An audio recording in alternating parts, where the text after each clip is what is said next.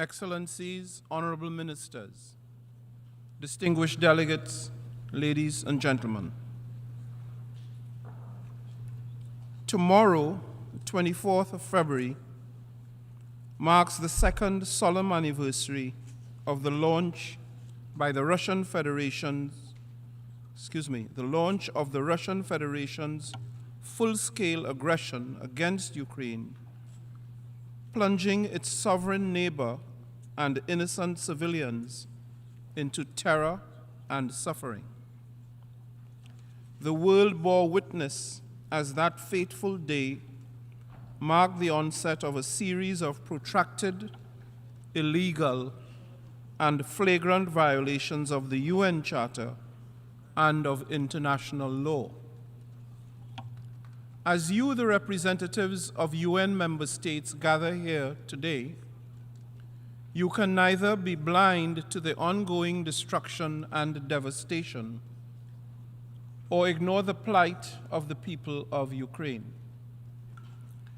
This is especially so because this year also coincides with the 10th anniversary of the 2014 attempted illegal annexation of Crimea and other Ukrainian territories by the Russian Federation. Excellencies, over the past 2 years, millions of innocent civilians have been uprooted from their homes and forced to flee in search of safety and shelter. Schools and hospitals, constituting key elements of civilian infrastructure protected from attack under international law, as symbols of hope and healing, today lie in utter and calculated ruin. The UN Human Rights Monitoring Mission in Ukraine has verified disturbing increases in non-combatant casualties, with the number of civilian deaths and injuries in January of this year hiking 37% higher than in November of 2023.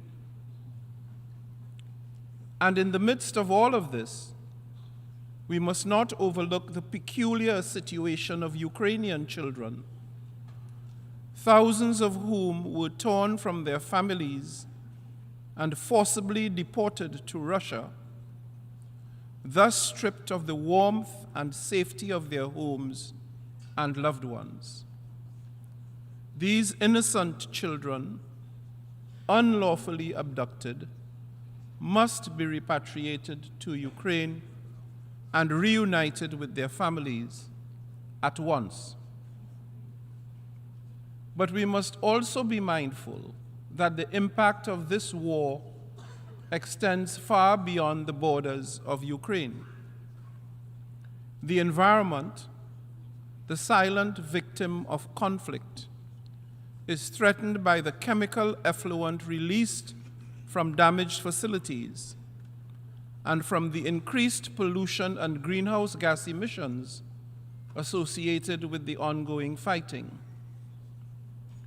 Further, the militarization of the nuclear sites runs the real risk of a nuclear accident, an outcome that would undoubtedly spell a disaster of epic proportions. And ultimately, the war has affected every member state gathered in this hall, whether in the form of soaring food prices or in the context of energy insecurity. Without doubt, this needless war has been a significant catalyst in reshaping world geopolitics and geoeconomics, not only inflicting direct harm on the countries involved, but also impeding the developmental progress of numerous others, especially developing countries. It is actively undermining the very foundations of our UN Charter. threatening the principles of sovereignty and territorial integrity we all committed to hold dear and to defend. It has bred and accentuated distrust, instability, and unpredictability on a global scale.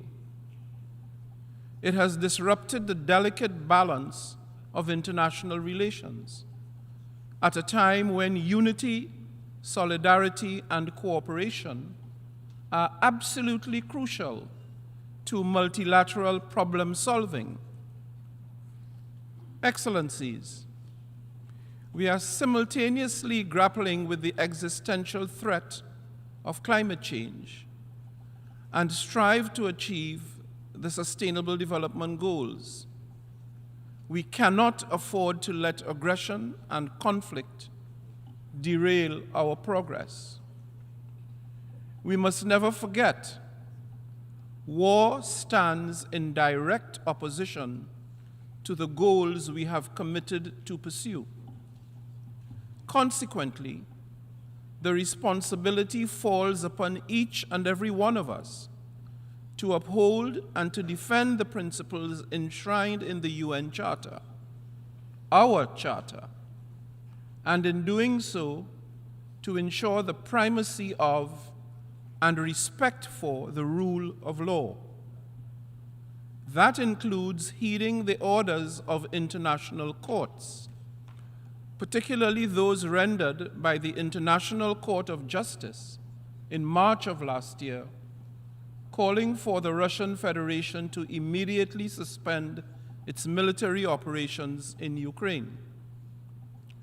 While the Security Council may be paralyzed by division, let us draw strength from the collective voice of the General Assembly, which has pronounced itself condemning the aggression and demanding the immediate, complete, and unconditional withdrawal of Russian military forces from the territory of Ukraine within its internationally recognized borders. Beyond condemnations, we, the United Nations, must actively work towards a comprehensive, just, and sustainable peace in line with the charter of this organization. The resolution adopted by the General Assembly a year ago provides a roadmap to achieve this goal. I note with appreciation the international consultations that have occurred in Denmark, Saudi Arabia, Malta, and most recently in Davos, Switzerland. These consultations build on the General Assembly's resolutions and represent crucial steps towards finding a permanent solution to this crisis. We must support all efforts that could open the possibility of a process aimed at resolving this conflict through diplomacy and dialogue, always ensuring that such processes align with the foundational principles of the Charter, international law, and General Assembly resolutions. Excellencies, Honourable Ministers, as we reflect on the 2 years of anguish and hardship, let us emerge from this place with a resounding message of solidarity and unwavering support to the resilient people of Ukraine. They have endured unimaginable suffering with dignity, courage, and resilience, and continue to marshal the strong determination to defend their homeland. As the United Nations and this General Assembly, we must stand with them in their quest for justice and peace. And as your President, I join you in this clarion call. Let us redouble our efforts to end wars and usher in a future of hope, promise, and prosperity for the people of Ukraine and Russia alike, and indeed elsewhere without exception. Let us use this meeting to reaffirm our commitment to the purposes and principles of the UN Charter and to the rule of law. Together we can build a world where not only does peace prevail, but moreover, justice reigns supreme. I thank you.